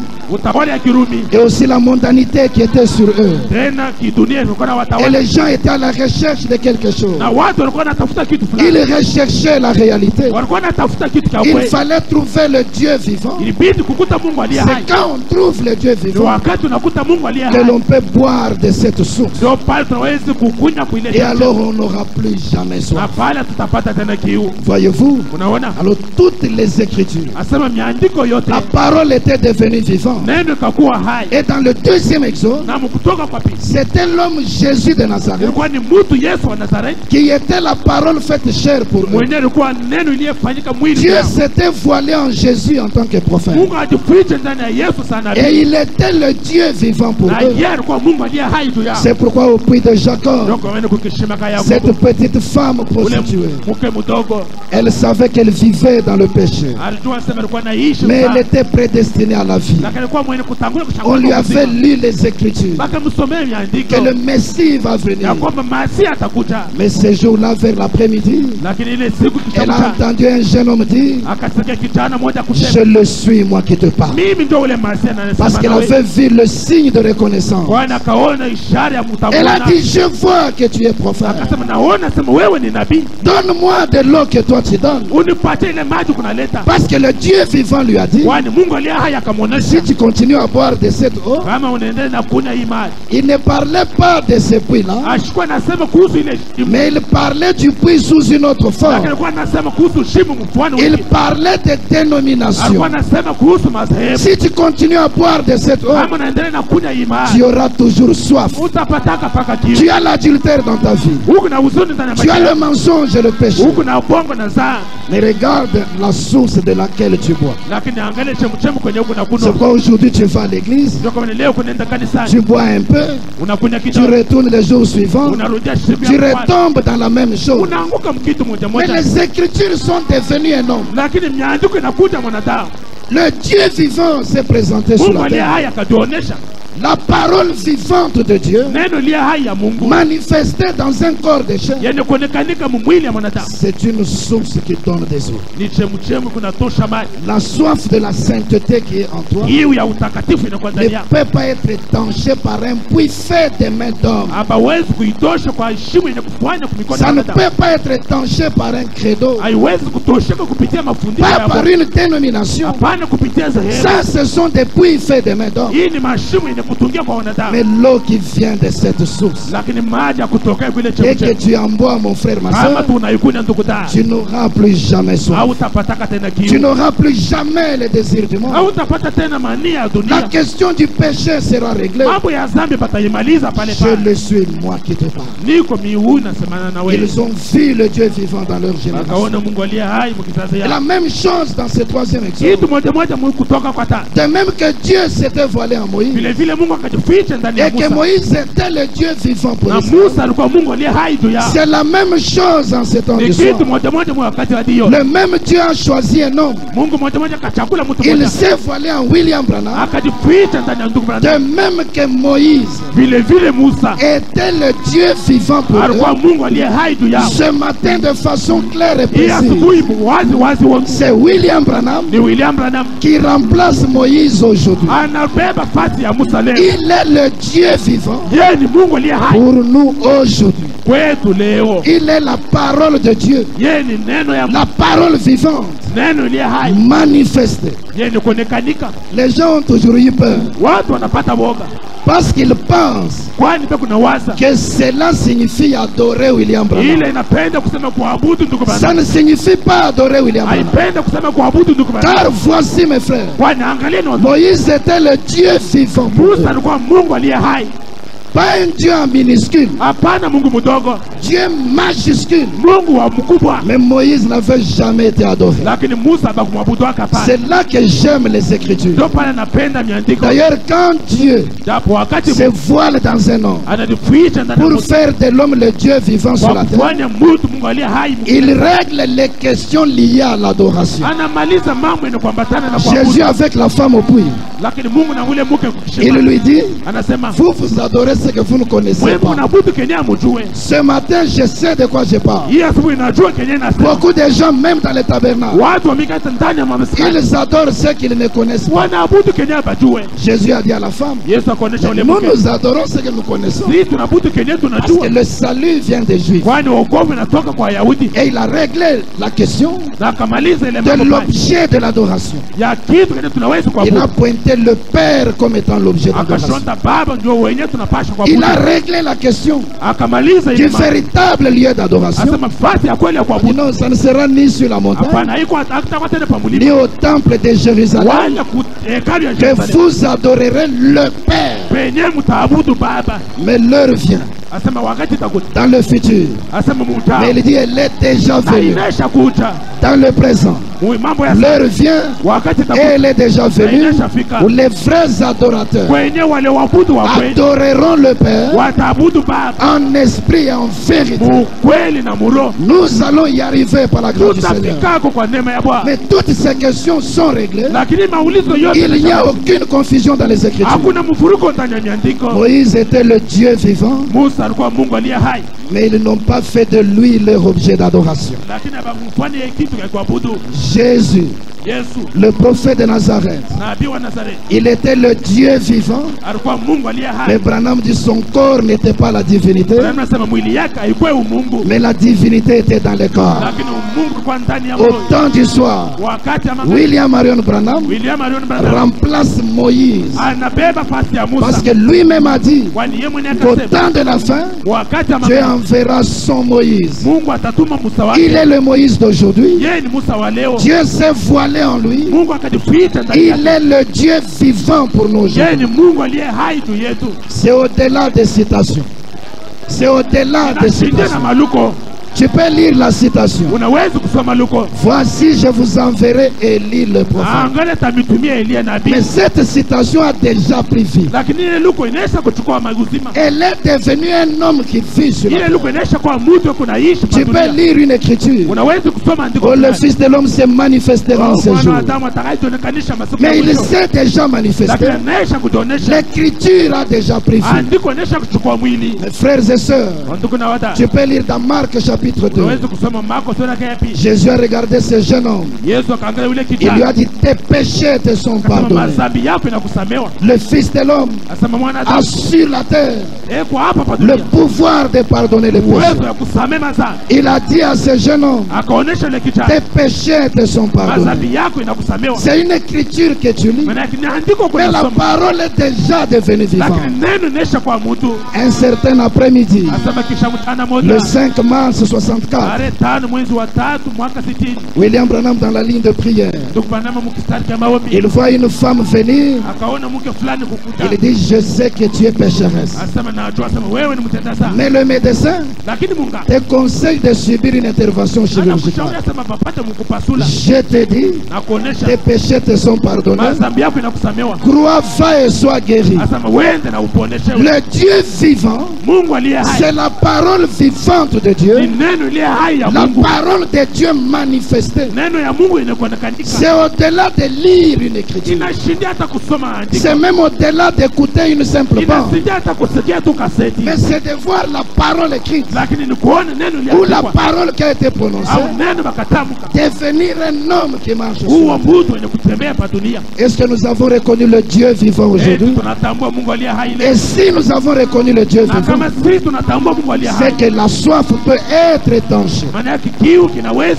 C'est ce qu'il faut à ce monde. Ce monde n'a pas besoin de théorie, mes frères. Ce monde n'a pas besoin de dénomination. Ce monde n'a pas besoin des explications. Non, le monde a besoin d'une réalité. Le monde avait besoin du Dieu vivant. La parole devait devenir vivante. Et cela devient la source.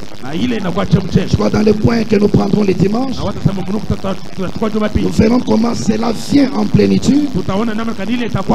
Et nous verrons les différentes sortes de plénitude. Mais c'est le Dieu vivant dont le monde avait soif. C'est quand on le trouve lui qu'on a alors trouvé la vraie source. L'eau que lui donne étanche la soif une fois pour toutes. Et ce matin j'aimerais être évangéliste. Le Dieu vivant s'est présenté. La parole de Dieu vivante manifestée. Il faut maintenant que dans nos cœurs qu'il y ait cette profonde soif. Et s'il y a la véritable soif en vous, la véritable soif de trouver la chose, la soif d'atteindre cette chose, cette soif ne vous donnera pas de repos jusqu'à ce qu'elle soit étanchée dans les réalités du Dieu vivant. 26 juin 60.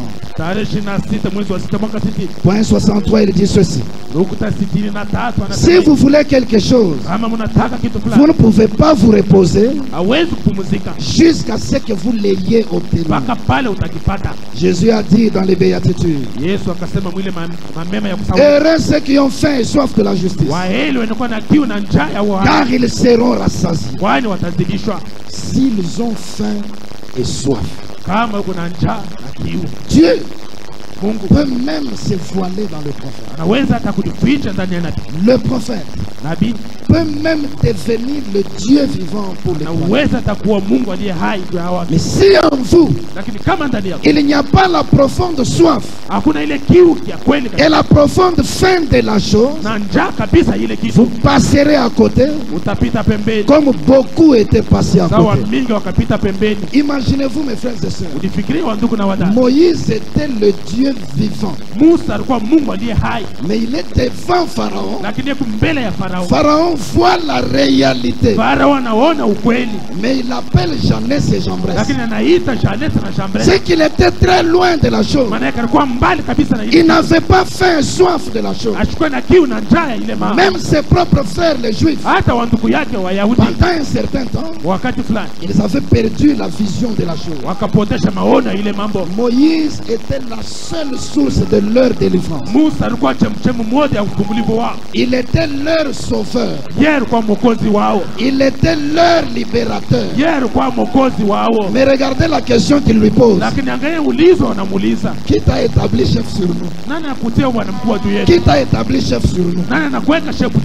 Ils avaient perdu la faim et la soif de la chair. Ils avaient perdu la révélation de la chair. Mais celui qui a faim et soif, il guette l'accomplissement de l'écriture. Dès qu'il voit la réalité, comme cette petite femme, il dit: je vois que tu es prophète. On nous a dit que le Messie va venir. Et quand il viendra, il dira ces choses. Je le suis, moi qui te parle. Donne-moi de cette eau. Je n'attendrai pas les jours suivants. Pas quand j'irai consulter le souverain sacrificateur. Pas quand j'irai voir l'évêque général. Ici même, donne-moi de cette eau afin que je n'ai plus soif. J'aimerais que Dieu suscite en chacun de nous la soif du Dieu vivant. Comme David dans les psaumes. David avait péché dans sa vie. Il avait commis un double péché. Non seulement il est tombé dans l'adultère avec Bathsheba, mais aussi il a commis un meurtre en tuant Uri le Héthien. Il avait rétrogradé dans sa vie. Il avait suivi le train du monde. Mais dans les psaumes 42, le deuxième et le troisième verset, il a commencé à pleurer. Comme une biche soupire après des courants d'eau, ainsi mon âme soupire après toi, ô Dieu. Mon âme a soif de Dieu. De quel genre de Dieu? Du Dieu vivant. Comme une biche soupire après des courants d'eau, ainsi mon âme soupire après toi, ô Dieu. Mon âme a soif de Dieu, du Dieu vivant. Ici vous allez comprendre que ça va changer. Il était un fils de Dieu. Il avait déjà reçu l'onction sur lui. Et c'était même le type du Saint-Esprit. Mais il s'est retrouvé dans la rétrogradation. Remarquez que les choses vont par un schéma. D'abord le désir d'aller faire des photos sans un objectif précis. Non, William Branham dit: prenons l'exemple de Jésus. Il n'allait pas dans les endroits pour le simple désir d'aller. Il ne faisait que ce qu'il voyait faire au Père. Et il n'allait que là où Dieu lui disait d'aller. Aujourd'hui nous avons des chrétiens oisifs. Frère, tu fais quoi? Non, je suis en train de faire des faux tours. Mais le diable est en train de rôder. Il cherche qui est en distraction pour le happer comme sa proie. C'est là que ça va commencer, mon frère. David a commencé à faire des photos. Il a remarqué la femme qui s'est lavée. Le premier regard est excusant. Mais détourne la tête, tu es un fils de Dieu. Détourne la tête, tu es une fille de Dieu. Mais il a gardé ses yeux sur la femme. Il a conçu la pensée. Il l'a convoité dans son esprit. Il a commis adultère dans son esprit. Et plus loin, il est allé le commettre dans la chair. Et il s'est comporté comme un mondain. Il faut éliminer son mari pour que la chose ait quand même l'ampleur d'être correcte. Dieu a dit: je connais tes œuvres. Ce matin, j'aimerais le dire à chacun de vous. Vous qui avez commencé à faire des faux tours dans le monde, peut-être c'est encore dans la pensée. Viens au Dieu vivant ce matin. La soif sera étanchée. Mais c'est toujours petit à petit. que l'on arrive à se retrouver dans la grande souillure. David s'est retrouvé dans la souillure, rejeté même du trône. Il n'avait plus la première gloire qu'il avait. Il a commencé à penser comme une biche soupire après des courants. Si mon âme soupire après toi, voyez-vous, Branham dit, la biche, quand elle s'éloigne de sa source, elle va errer dans les déserts. Les loups sauvages visent toujours sa gorge. Là où la nourriture passe, la nourriture qui est la parole, là où elle passe, c'est là qu'il va viser pour t'arracher d'abord. Il va d'abord le mordre. Et le sang va commencer à sortir. Cette hémorragie qui sort, c'est la vie de la biche qui est en train de partir, mais progressivement. Le plus grand loup que je connaisse, c'est le diable. Il vient te mordre par le péché, en t'arrachant le goût de la parole, en t'éloignant de la parole. Et la vie commence à sortir, mais progressivement. Tu dis non, ce n'est pas grave. C'est ma belle soeur, je peux juste faire ça. Non, ça a déjà commencé. Ce n'est pas du coup que ça vient. C'est progressif. Oh, c'est mon beau-frère, ça fait rien. On peut juste avoir une sortie à deux. L'hémorragie est en cours. Ne peux-tu pas te ressaisir seul? Non, ce sont des déchets du magasin. Je ne pense pas que le boss lui-même regardera ça. Même si ce sont les déchets du magasin, ils ne sont pas à toi. L'hémorragie a commencé. C'est juste une petite pensée que j'introduis. L'hémorragie a commencé. Et William Branham dit, ce que j'apprécie avec une biche, quand elle se rend compte que l'hémorragie est en train de se produire, de plus en plus la faiblesse s'installe. Elle va se mettre à courir pour trouver la source d'eau. Comme une biche soupire après des courants d'eau, ainsi mon âme soupire après toi, Dieu. Mon âme a soif de Dieu, mais du Dieu vivant. Ce qu'il était faux ce matin, c'est de trouver le Dieu vivant. Et je change un peu de scène après. Pas de le trouver dans une brochure, pas de le trouver sur une banque, pas de le voir seulement William Branham, mais le Dieu vivant aussi pour ton âme.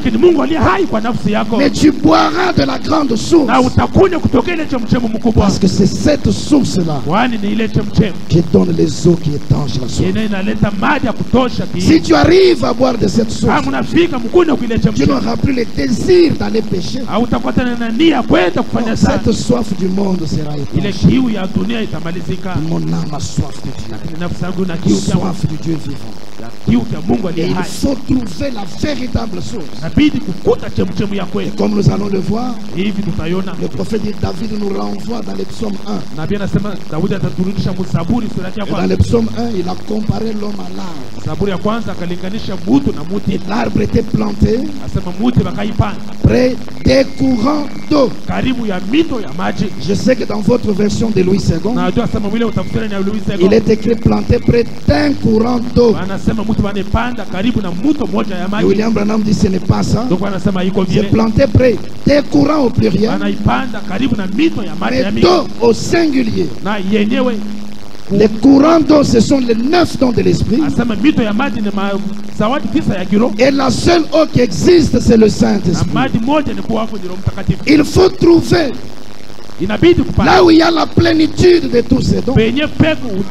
Branham dit venant d'un même canal, il faut trouver cet homme qui est le Dieu vivant sur la terre, avec la plénitude dans ses formes. Quand vous buvez de cette source, alors votre âme trouve la satisfaction. Ne peux-tu pas désirer cela? Écoutons les prophètes. Dans le christianisme contre l'idolâtrie, le christianisme contre l'idolâtrie, 17 décembre 61.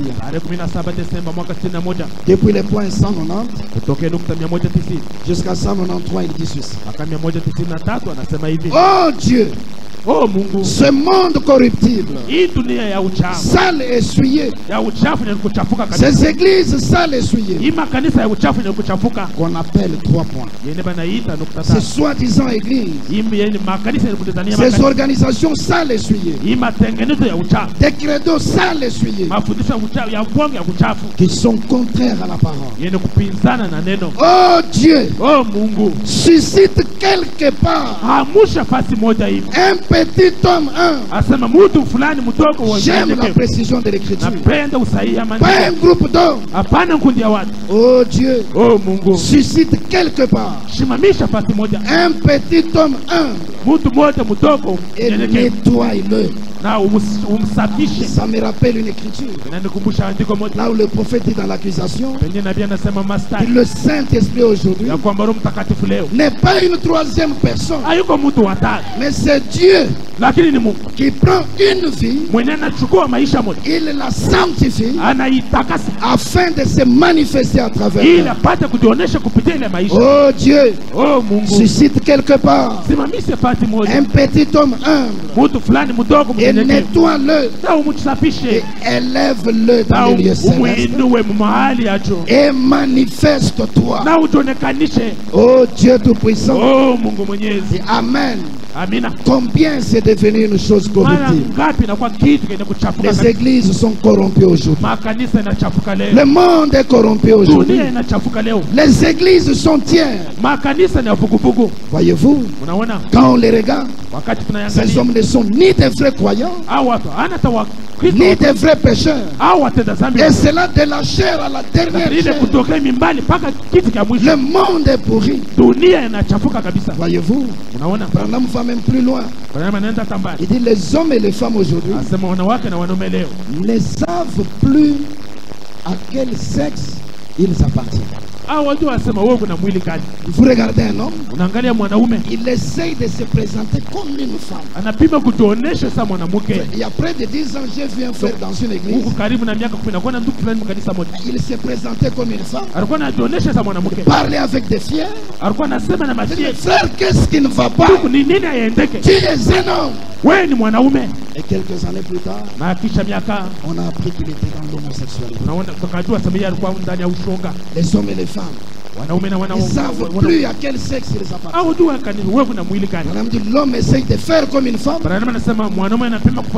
La femme aussi essaye de faire comme un homme. Et quand cela commence à s'introduire dans les tabernacles, quelle honte sur nous ce matin. Gloire soit rendue au Père. Parce que quelque part, dans les vieilles montagnes du Kentucky, il a suscité un petit homme. Et je l'appelle William Branham. Un petit homme. Il l'a nettoyé. Il l'a élevé dans les lieux. Un homme, mes frères. Mais les anges viennent de l'éternité. L'homme est enlevé de la montagne et il est introduit dans la pyramide. Un petit homme. Dieu l'a suscité de quelque part. Dieu l'a nettoyé. Dieu l'a élevé dans les lieux célestes. Il dit, j'ai passé la plus grande partie de ma vie de l'autre côté. Un petit homme humble, suscité par le Seigneur, nettoyé par le Seigneur, élevé dans les lieux célestes. Et Dieu s'est manifesté. Maintenant, point 191, il dit, nous sommes rendus participants de sa sainteté. Là, ce n'est plus l'affaire de ce seul petit homme. Maintenant, il nous inclut, nous tous. Nous sommes participants. Rendus participants de sa sainteté. Nous qui sommes à son image. Nous sommes des images vivantes du Dieu vivant. Je ne sais pas si on comprend les Écritures. Nous sommes des images vivantes du Dieu vivant. Nous sommes donc morts à nous-mêmes, ressuscités avec lui. Et maintenant, écoutez, écoutez ceci.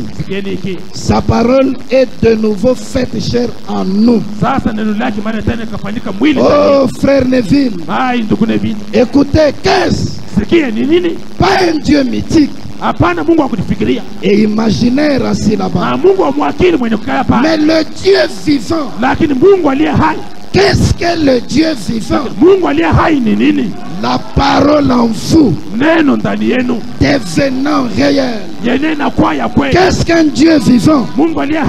La parole en vous, devenant réelle. Oui, gloire à Dieu. Oh, je sais que vous pensez que je suis un exalté. Je le suis peut-être. Mais oh frère, le voyez-vous? Vous avez triomphé de chaque dénomination. Triomphé de tous les paganismes. Un Dieu vivant rendu manifeste dans un temple vivant. Pas comme les catholiques, mes frères, qui attendent d'appeler saint seulement quand vous mourrez. Paul a écrit aux Éphésiens, des hommes et des femmes sur la terre. Et il disait aux saints qui sont à Éphèse, un Dieu vivant rendu manifeste dans un temple vivant. Et la parole de Dieu qui est Dieu est faite chair en vous. Pourquoi? Vous êtes assis dans les lieux célestes, ayant triomphé de toutes choses en Jésus-Christ. Amen. Oh, j'aime vraiment ça. Et je dois sauter quelque chose pour continuer. Maintenant, écoutez. Alors, le plus petit de ces croyants, peu importe combien de temps, ou qui que vous soyez, le plus petit de ces croyants a le dessus sur tout mal. Voyez-vous? Écoutez, Christ est la tête du corps. Est-ce vrai?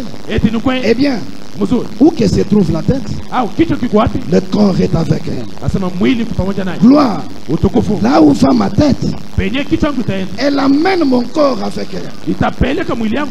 Et là où se trouve Jésus, l'église est avec lui. Amen. Il ne s'écarte pas de sa parole.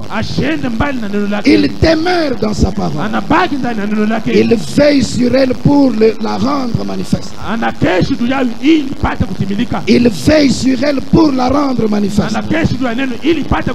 Son église est avec lui.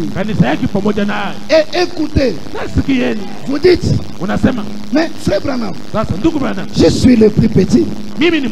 c'est la plante de ses pieds. Mais rappelez-vous qu'il a triomphé avec vous. Il a complètement triomphé de cela avec vous. Même si vous êtes la plante de ses pieds, chaque maladie, chaque démon, chaque puissance, même la mort elle-même se trouve sous vos pieds, sous vous. Gloire. Ce matin, je ne sens pas mes 52 ans. Ce matin, je ne sens pas mes 33 ans. Ceci est la vérité. Et si je peux seulement amener cette église à voir cela, frère, nous serons quoi? Une église triomphante. Les croyants en lui. Tout mal est sous ses pieds. Oh gloire. C'est ça toute ma leçon ce matin. Le monde est sous la domination de Satan. L'homme fait face à la mondanité. La mondanité n'est plus l'affaire du 20e siècle seulement. Ce n'est pas seulement l'affaire de 1960. Mais c'est le péché de tout cet âge. L'homme pêche dans le corps. L'homme pêche dans l'esprit. L'homme pêche dans l'âme. Mais il sent qu'il a soif du Dieu vivant. Elohim le fort lui-même, il se voile en William Branham. William Branham devient le Dieu vivant pour lui. Et c'est ça la véritable source. La parole vivante de Dieu. La parole rendue manifeste. Alors le travail de ramener les gens, c'est de les ramener au Dieu vivant. Quand ils arrivent au Dieu vivant, ils reconnaissent le Dieu vivant. Ils croient le Dieu vivant. La commission elle-même était claire. Amène les gens à te croire. Parce qu'ils doivent être amenés au Dieu vivant. Et quand ils arrivent devant cette source, ils ne restent pas seulement à admirer, mais donne-moi de cette eau pour que je n'aie plus jamais soif. Parce que l'hémorragie est en cours. La vie est en train de partir. Le Branham dit Dieu vous a envoyé ici, là où il y a une source ouverte, pour tout celui qui veut boire. Et cette eau, c'est le véritable Saint-Esprit. Votre âme doit avoir soif de cela. Et vous devez en faire la première question de toute votre vie. Oui, c'est une question de vie ou de mort. C'est au-delà des biens matériels. David était roi. Il avait des femmes et des concubines. Il avait la gloire. Mais il sentait qu'il lui fallait le Dieu vivant. Il était faux le Dieu vivant. Mais la source est ouverte. Ne peux-tu pas demander à Dieu cette véritable soif de Dieu vivant? Venez à cette source. Vous prenez la portion qui vous satisfait. Prenez votre véritable Saint-Esprit. Et alors, vous devenez aussi vous-même la parole vivante. C'est pourquoi il avait prêché l'adoption avant. Les fils de Dieu doivent être manifestés. Et c'est ce que le monde attend dans ce dernier âge. Prenons dans le 3e exode, 30 juin 63.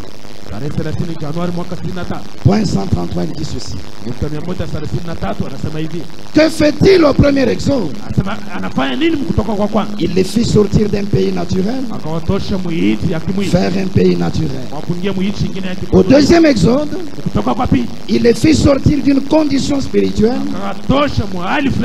vers un baptême spirituel du Saint-Esprit. Aujourd'hui, il les amène du baptême spirituel du Saint-Esprit directement dans le pays éternel du millénaire et du glorieux au-delà. Quand ce millénium vient d'abord spirituellement, vous entrez au repos, mes frères. C'est là où s'accomplira l'écriture, par laquelle Paul a dit: si je continue à vivre, ce n'est plus moi qui vis. Moi je suis mort, je suis au repos, mais c'est Christ qui vit en moi. Tu deviens une image vivante du Dieu vivant et du glorieux au-delà. C'est la même colonne de feu par le même système ouah. Le même Dieu qui accomplit les mêmes choses. Et la même parole qui avait proclamé le premier exode a proclamé le deuxième. La même parole qui a proclamé le deuxième a proclamé le troisième. Et nous le voyons ici parmi nous. Lisons ensemble la suite. Sortez. Oh, sortez de ce chaos. Venez au Dieu vivant. Venez à la parole. Et la parole a été faite chair et a habité parmi nous. Et aujourd'hui, il est où? Dans notre chair. Et il habite parmi nous. Sortez et servez le Dieu vivant. Ce matin, la parole est faite chair dans cet âme. Elle a habité en William Branham. Sortez et servez le Dieu vivant. Ici il dit alors que nous inclinons la tête. Et moi je continue. Venons au Dieu vivant. Venons à cette parole vivante. C'est là que nous verrons dans les points qui suivent. Quand Dieu fait de cet homme le Dieu vivant, c'est là même que Dieu est présenté à l'homme. Et après la présentation, Dieu est apporté dans la vie de l'homme. Il n'y a pas un autre modèle, mes frères. Tu peux prêcher l'amour par des textes, mais on peut voir l'amour vivant dans la vie de William Branham. Alors on vient à la même source. On boit de la portion qui nous convient. Nous devenons aussi l'image vivante de ce Dieu vivant. Au lieu qu'on lise la Bible, au lieu qu'on lise les brochures, au lieu qu'on fasse passer les bancs, on peut fermer ces choses et laisser les hommes et les femmes vivre et voir une réalité. Dieu ne sera pas quelque chose de mythique. Ça ne sera pas quelque chose qu'on raconte, mais il sera une réalité. C'est ce que Dieu veut de toi, mon frère. C'est ce que Dieu veut de toi, ma soeur.